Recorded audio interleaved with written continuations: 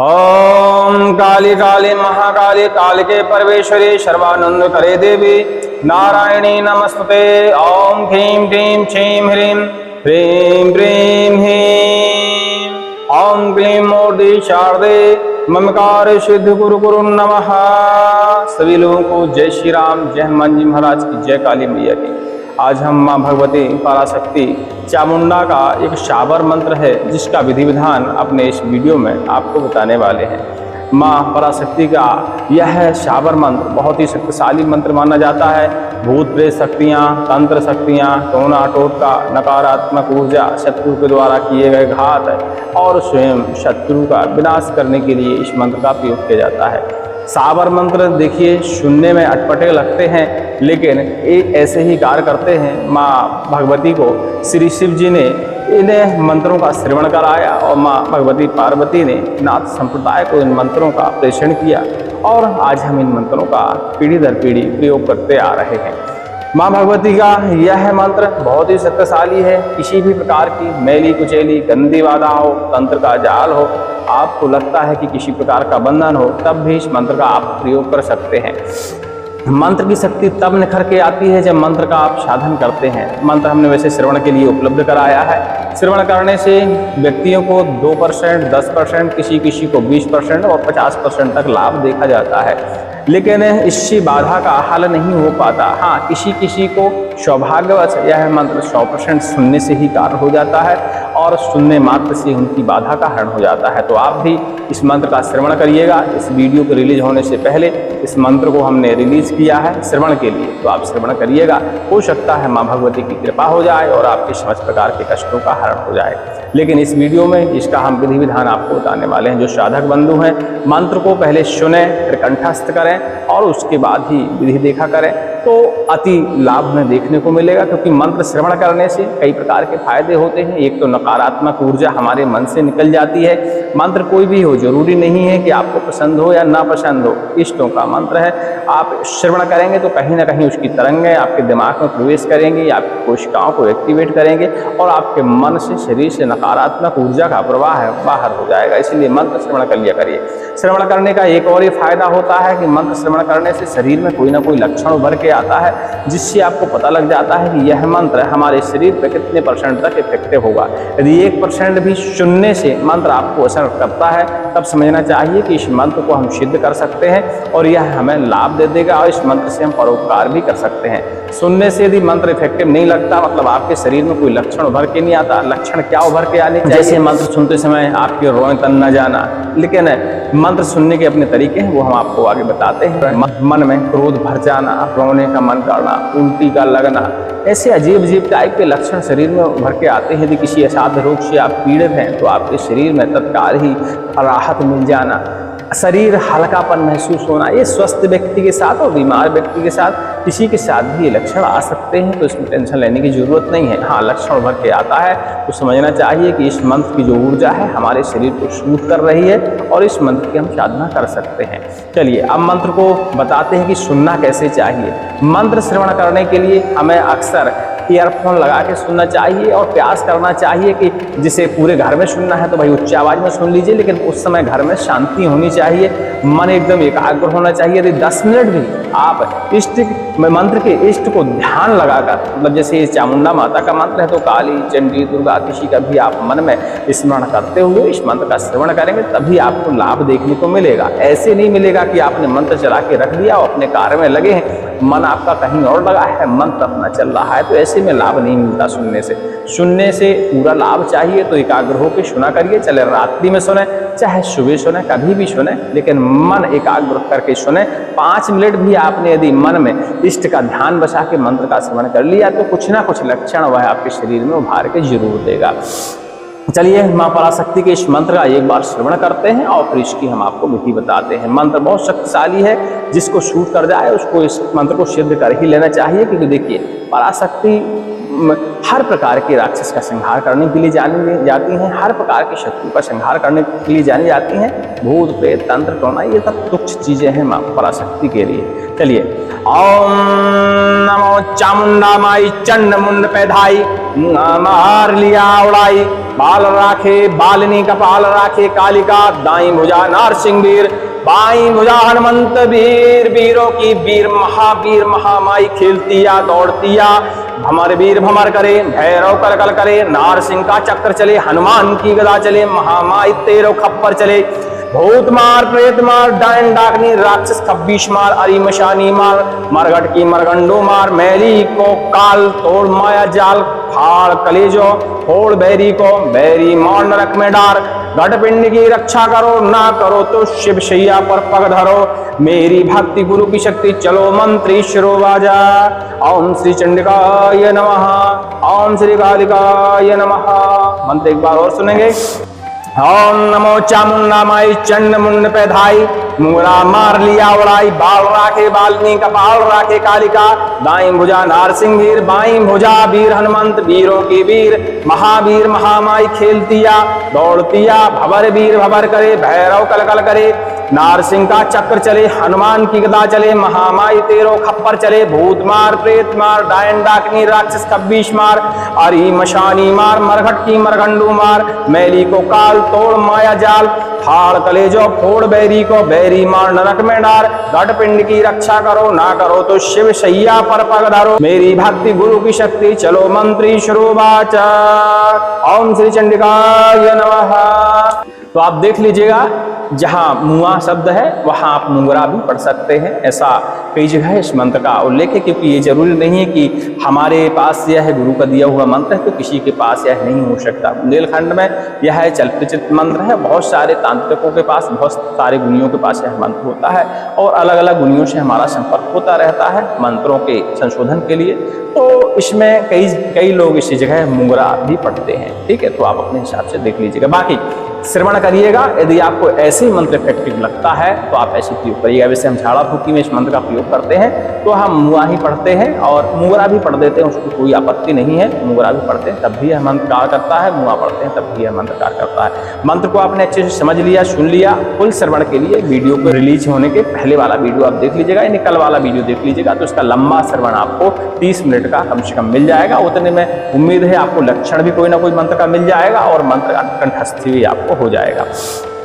जो लोग वो तंत्र मंत्र साधनाएं नहीं कर सकते, जाप नहीं कर सकते, वो भगवती पराशक्ति का ध्यान करते हुए मंत्र का श्रवण करेंगे, लेकिन इतना कर लेंगे कि मंत्र उनको कंठस्थ हो जाए। और जब मंत्र कंठस्थ हो जाए तो इस मंत्र से बिना सिद्ध किए हुए भी 1 से 5 बार तक आप झाड़ा लगाने का प्रयास कर सकते हैं, क्योंकि देखा गया है कि यह मंत्र बिना सिद्ध किए हुए भी कई बार कार्य करता है। और बहुत सारे हमारे ऐसे साधक हैं जिन्होंने इस मंत्र को सिद्ध नहीं किया, उन्होंने सिर्फ कंठस्थ किया। और 30 त्योहारों में, जैसे होली हो गई, दीपावली हो गई, नवरात्रे हो गई, गुप्त नवरात्रे हो गई, ग्रहण काल हो गई, ऐसे समय में वो एक एक माला जपते रहते हैं। ज्यादा नहीं जपते, एक एक माला जपते रहते हैं, लेकिन उनका मंत्र इतने में ही कार्य करता रहता है। तो आप भी प्रयास ऐसा कर सकते हैं। चलिए, मंत्र का सिद्ध करने का हम आपको विधान बताते हैं। इस मंत्र को सिद्ध करने के लिए आपको देखिए, दीपावली की रात, दीपावली से लेकर जेठौनी एकादशी तक 11 दिन पर्याप्त होते हैं। इनमें किसी भी दिन इस मंत्र की आप साधना कर सकते हैं। इसके अलावा आप होली की रात में, नवरात्रों में, गुप्त नवरात्रों में, ग्रहण काल में और सर्वार्थ सिद्धि योग में, और यदि अमावस्या के दिन कुछ योग कोई मिलता है तो उस दिन भी इस मंत्र की आप साधना कर सकते हैं। साल भर में बहुत सारे ऐसे मुहूर्त मिल जाते हैं जिसमें आप इसकी साधना कर सकते हैं। गुप्त नवरात्रि निकल गई है, सर्वार्थ सिद्धि योग भी आषाढ़ में ही है और सावन में भी सर्वार्थ सिद्धि योग मिलता है। इसके अलावा आप चाहें तो चैत्र कुमार की नवरात्रि में इस मंत्र की साधना कर सकते हैं। इस मंत्र की साधना करने के लिए माँ भगवती पराशक्ति का आपके पास एक चित्र होना चाहिए। यदि चित्र आपके पास उपलब्ध नहीं है तो मिट्टी की एक पराशक्ति की मूर्ति बनाइए, एकदम मिट्टी, काली मिट्टी की बनानी चाहिए। उस मूर्ति का या चित्र का आप बढ़िया से गंगा जल से, शुद्ध जल से स्नान ध्यान कराइए, तिलक करिए और उनके ऊपर इत्र, पुष्प, धूप, दीप, नैवेद्य, ये सारी चीज़ें अर्पण करने के बाद माँ भगवती पराशक्ति से प्रार्थना करिए और प्रार्थना में कहिए कि माँ भगवती, आपका यह है शाबर मंत्र है जिसका हमें अनुभव नहीं है, जिसके बारे में हम नहीं जानते, इसके विधि नहीं जानते, इसका विधान नहीं जानते, लेकिन इसका हम जप कर रहे हैं। इस मंत्र में, इन शब्दों में इतनी शक्ति दे दें कि दुष्ट शक्तियाँ, दुष्ट बाधा, प्रेत बाधा, तंत्र बाधा, नकारात्मक ऊर्जा, शत्रु के द्वारा भेजे गए मारण, मोह, तंत्र, तमाम प्रकार की बाधाएं नष्ट हो जाएं। एक बार फूंक लगाते ही इस मंत्र का हम परोपकार में प्रयोग करेंगे। जिसके ऊपर भी इस मंत्र से हम फूंक लगा जाएं वह रोग मुक्त हो जाए, बाधाओं से मुक्त हो जाए। अपने शब्दों में देखिए, बढ़िया सी माता से प्रार्थना कर लीजिएगा, सच्ची श्रद्धा बनाइएगा मंत्र के प्रति और देवी के प्रति, तो मंत्र आपका बहुत जल्दी ही सिद्ध हो जाएगा। आसन पे बैठिएगा, आसन का पहले पूजन कर लीजिएगा, स्वयं पूजन, जल उसके ऊपर छिड़किए, उसका थोड़ा सा कोने में तिलक कर दीजिए, पुष्प उसके ऊपर अर्पण कर दीजिए, अक्षत अर्पण कर दीजिए, तर्पण कर दीजिए, धूप दीप नैवेद्य सारी चीज़ें आप आसन का भी कर सकते हैं। स्वयं विधि से आपको माला का भी करना है। यदि आप पंचोपचार जानते हैं तो सारी विधि विधान आप पंचोपचार से भी कर सकते हैं, तो अति उत्तम माना जाता है। लेकिन देखिए, हर व्यक्ति पंचोपचार नहीं जानता, वो ब्राह्मणों को कार्य है, तो हर व्यक्ति पंचोपचार से पूजा नहीं कर पाता। तो आप साधारण पूजा जो आप नित्य करते हैं वैसे ही पूजा इस मंत्र के लिए करिए और मंत्र का जाप करिए। मंत्र का जाप संख्या इसकी बहुत कम है, मात्र 11 माला है, और इस मंत्र की 11 माला करने में 3 से 4 घंटे का समय लगता है, ज़्यादा समय भी नहीं लगता है। तो आसन पर विराजमान हो जाइए। माला का पूजन करने के बाद माँ भगवती का बढ़िया से ध्यान जमाइए अपने दिमाग के अंदर और माला का जापन करिए। ध्यान दीजिएगा, माला का जब आप जापन करिएगा, माला जमीन में आपकी टच नहीं होनी चाहिए, इसलिए गौमुखी आपके पास होनी ही होनी चाहिए, इस बात का आपको ध्यान दे लेना है।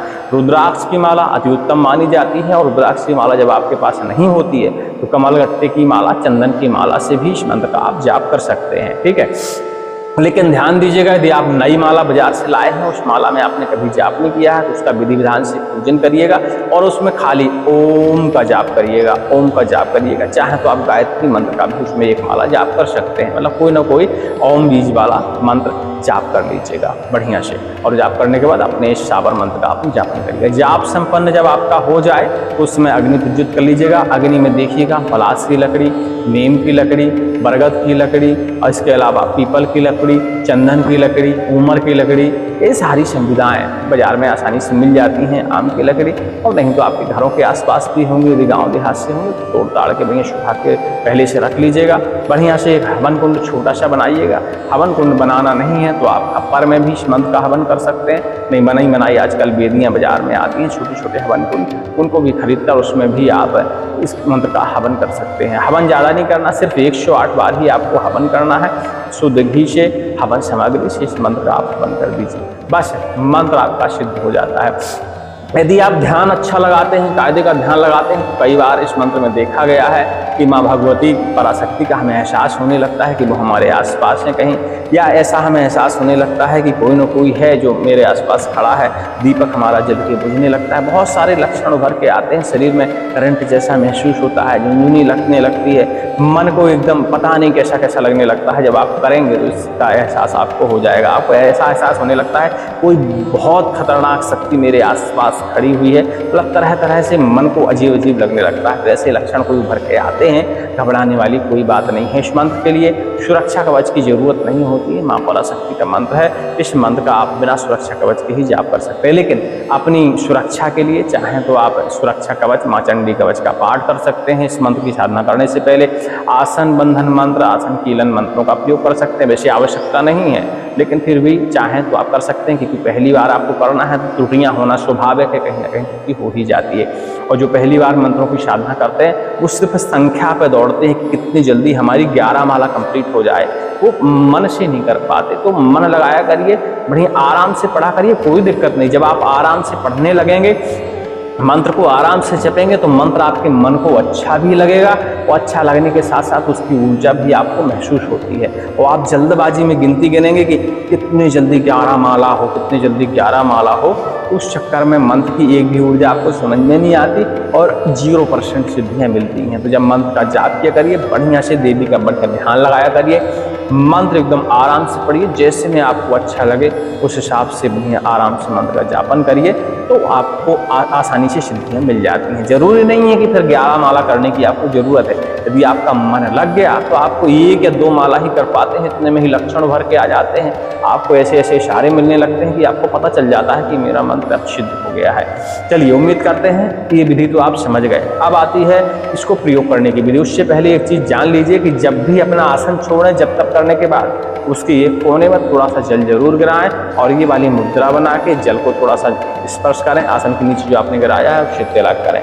आप कुछ बोल सकते हैं तो अच्छी बात, ओम इंद्राय नमः, ओम शक्राय नमः, इस तरह बोल सकते हैं। नहीं बोल सकते तो सीधा आप तिलक भर कर लीजिए, इतना पर्याप्त है। ऐसा करने से जो भी आपने जाप किया है, ताप किया है, उसकी ऊर्जा आपकी चोरी नहीं होती है। ठीक है, अक्सर देखा जाता है कि जब हम जाप करते हैं, सिद्धियां करते हैं, तो हमें उसकी ऊर्जा महसूस नहीं होती। करते समय तो महसूस होती, बाद में महसूस नहीं होती। उसका कारण यही होता है कि आप मतलब जब कर लेते हैं उसके बाद आपकी ऊर्जा चोरी हो जाती है कई बार। तो ये कार्य आप करेंगे तो इससे आपकी ऊर्जा या मंत्र का फल आपका चोरी नहीं होगा। ठीक है, अब आती है मंत्र को प्रयोग करने की बारी।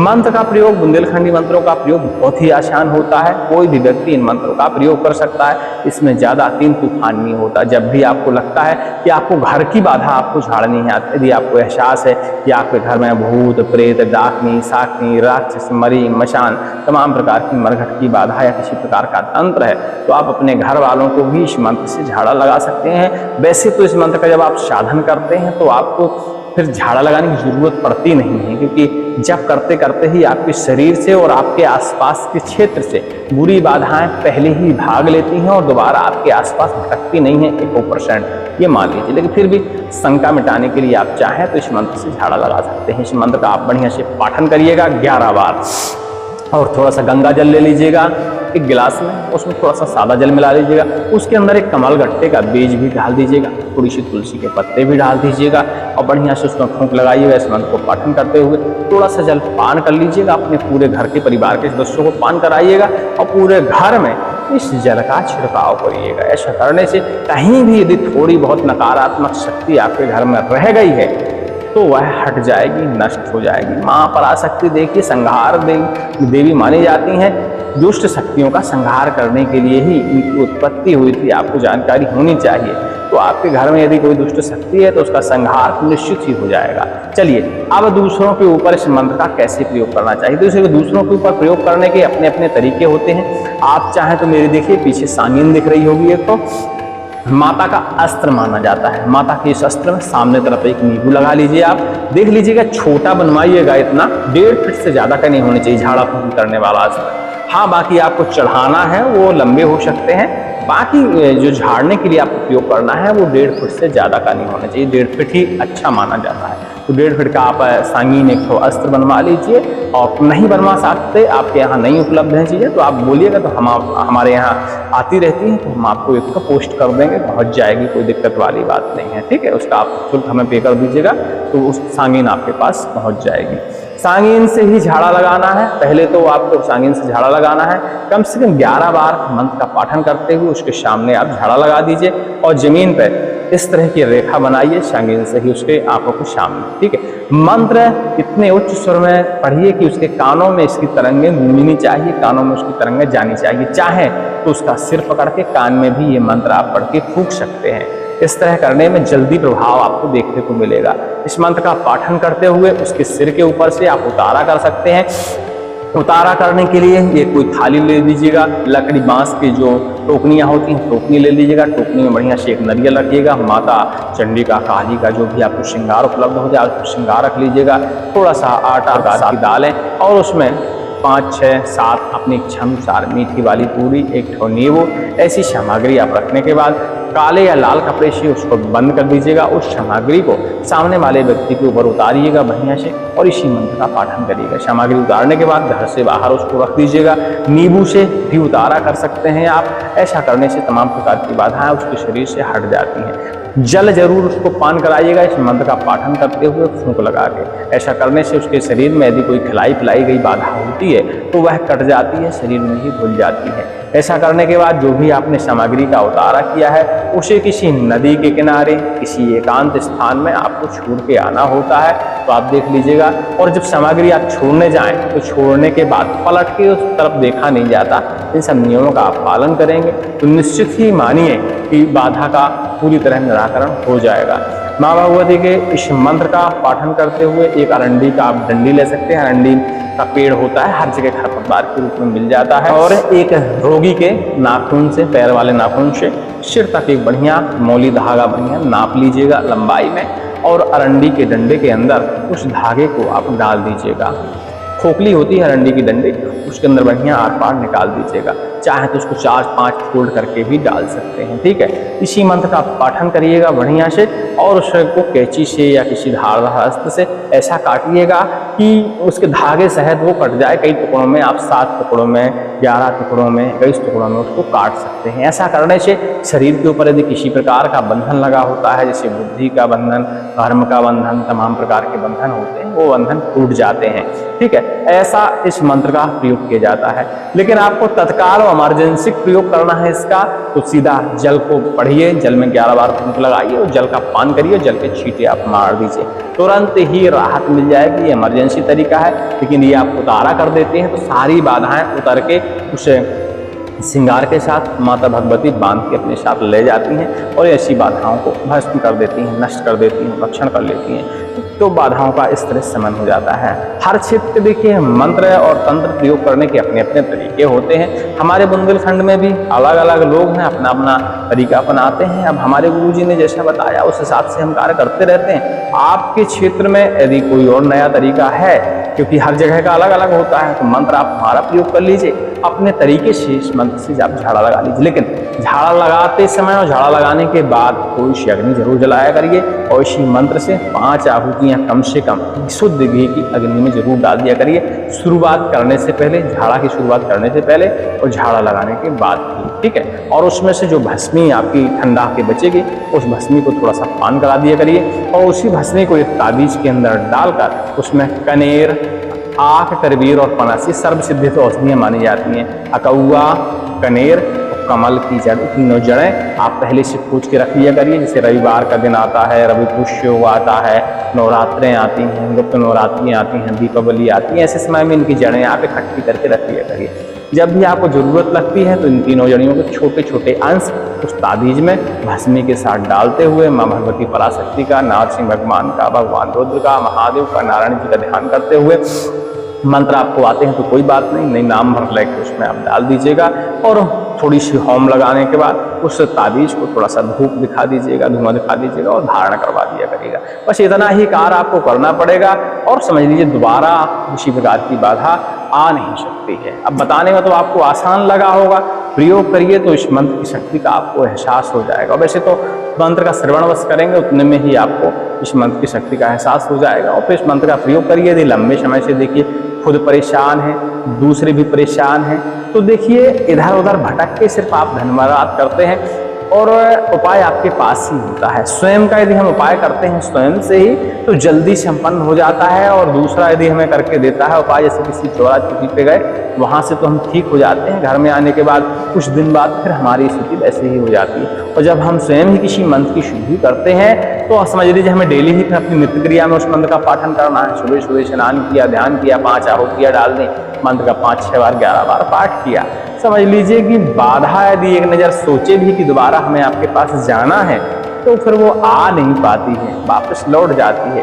तो खुद प्रयोग करेंगे तो आपको लंबा लाभ मिलेगा, दूसरे के भरोसे रहेंगे तो आपको क्षणिक लाभ भी मिलेगा।